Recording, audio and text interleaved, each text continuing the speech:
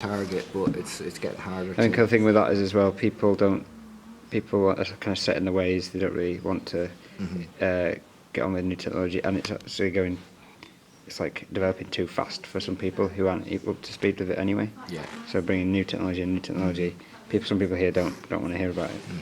But for anything really to go forward, using new technology is probably one of the ways. Yeah, education, healthcare, and then I'd say housing as well. So it's mainly government funding. Yeah.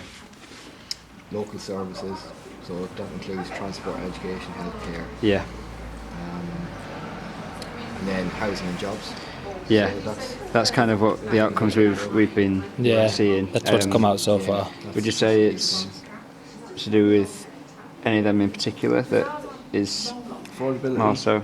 Yeah, affordability, the type of housing, and services. So, amenities and utilities. People don't seem to be. Well, amenities is probably more important for people maybe moving to the national park. Yeah. Where they're used to something else before.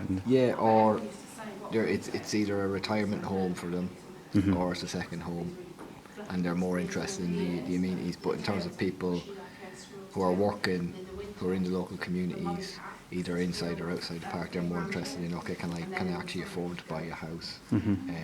Is it the right type of house for me, and how far is it from my job? Yeah. Is there a school nearby? Right. Are there shops and facilities? That's what they sort of are more concerned about in terms of jobs. Yeah, absolutely. Location in terms of where do I live, where do I work, what type of jobs. There's a lot of people who are, for example, someone who's a dry stone waller out in this area, very, very specific skill set. What happens if they lose their job, or where do they live? Can they get housing within the park? Is there a linkage there? Right. Can they get an affordable home? If it's out near Harbottle, which is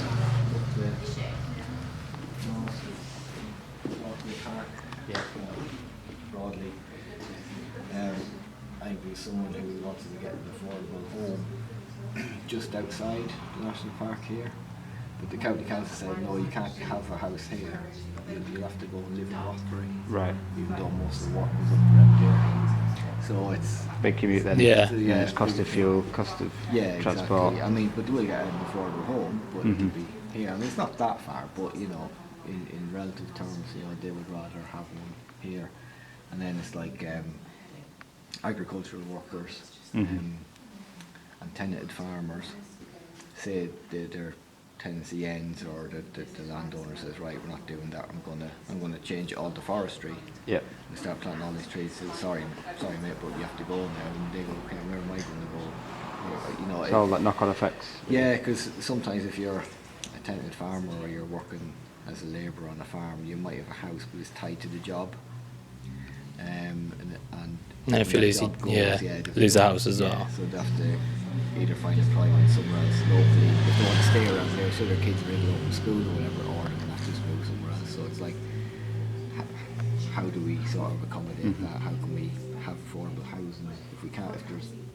There's not many sites for housing within the national park, and there's more restrictions in terms of land policies and planning policy. So where can they go that are in and around it? So at the minute we say, okay, we've got gateway settlements like Rothbury and Wooler, Otterburn, Bellinger here,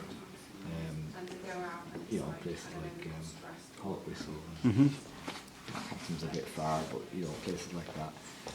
So it's about thinking about those linkages and how we can work with partners like the county council to get enough housing in the right locations and enough jobs in the right locations. Okay. So it's not easy. And then of course there's all these red flags, or the MOD, Ministry of Defence, Otterburn Ranges. We're pretty much out of bounds for a lot of the time, but there is access to it. People can get in there, but if you see a red flag, don't go in because they're firing. So take your life in your hands. But so it's those kinds of issues I would say are important. Community important as Does well. that, it kind of covers it kind of covers over this as well, because you need a good community Exactly. to be able to, Yeah, for people to flourish there, to people to thrive. They want they good have to work community together, amenities. yeah, They want exactly. the population there is a young population, is an older population. Does that mean you need better schools? Does that mean you need better healthcare? All the sort of trends are saying, like census data and all that we're looking at, is it's an ageing population. Yeah. I know it's a trend nationally, but it seems to be more so in the sort of western Northumberland and northwestern Northumberland and in the rural area. So it is an issue. So we have to think about, okay, how do we attract more working age families to live either in the park, but if there's not enough housing in the park, in areas where they can easily walk within the park. So it's getting that balance right. And, it's a challenge. It's a challenge for us, definitely. to say the least, yeah. So which out, if you think of any of these, which one would make the community flourish more? If it was improved, If just to pick one. Yeah. I know it knocks on to a few where it might. I'd say housing probably. Yeah.